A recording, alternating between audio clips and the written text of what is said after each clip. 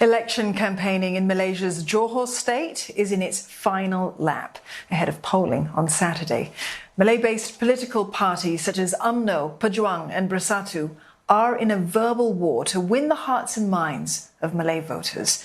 Observers say that they're out to bury each other so that only one is recognised as the champion for Malays. Afifa Arifin has more.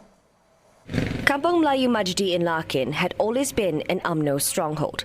The area has one of the largest concentrations of Malays in the state. But the Larkin seat fell in 2018 to Bersatu, another Malay-based party formed to rival UMNO. It's a perennial question that frames every election. Who will win the support of the Malays, which make up almost 70% of the total electorate? The fight for their votes has been intensified in Johor, with the presence of multiple Malay-based parties entering the fray. But what does this mean for voters in these Malay heartlands? For the sake of Malay political power, would they vote UMNO and Barisan Nasional, which they forsook in the last general elections in 2018? Or would they now go with Perikatan Nasional, comprising Bersatu and PAS? Or could they give a chance to newcomers like Pejuang here in Johor? Understandably, there is much anxiety among supporters that Malay votes could be split. Barisan Nasional is pulling out all stops to regain the birthplace of the coalition's linchpin UMNO. The party is confident that many voters will remember BN's past contributions. The coalition has also promised stability and prosperity in the state if elected into power again. Yes, that will be the primary tussle for Malay votes, and it will be split.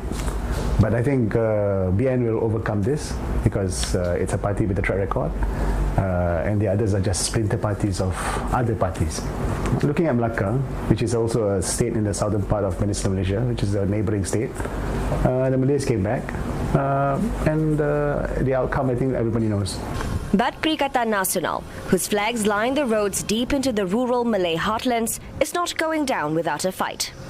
The coalition's chairman, Muhyiddin Yassin, has reminded voters that the $2 billion loans of Felda settlers, who are predominantly Malays, was written off during his time as Prime Minister. But on the other end, opposition coalition Pakatan Harapan notes that the Malay votes are not homogenous.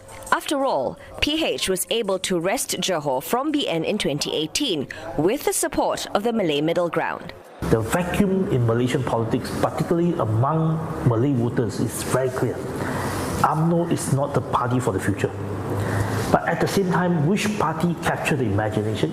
The imagination of Malay women, for example. The imagination of younger Malay voters, urban Malay voters. I think there is a huge vacuum in which every party, including the DAP, should try to provide leadership for and to try to fill the vacuum. Observers say the highly competitive election could split the Malay votes, which would favour Barisan Nasional. But what's also key for people in Johor is who they can trust to revive the state's economy, which was badly hit by the COVID-19 pandemic. There's still the racial tinge because that is historically what has always worked. And the older parties, I think, will cling to this because they're so familiar with it. But at the end of the day, it is really who can help them financially and improve the economy of the state. With just 2 days of campaigning left, political parties are ramping up efforts to galvanise support among their core supporters and win over new ones. Voters in Johor will face a tough choice as to who to pick when they head to the polls on March 12th. Afifa Arifin, CNA, Johor.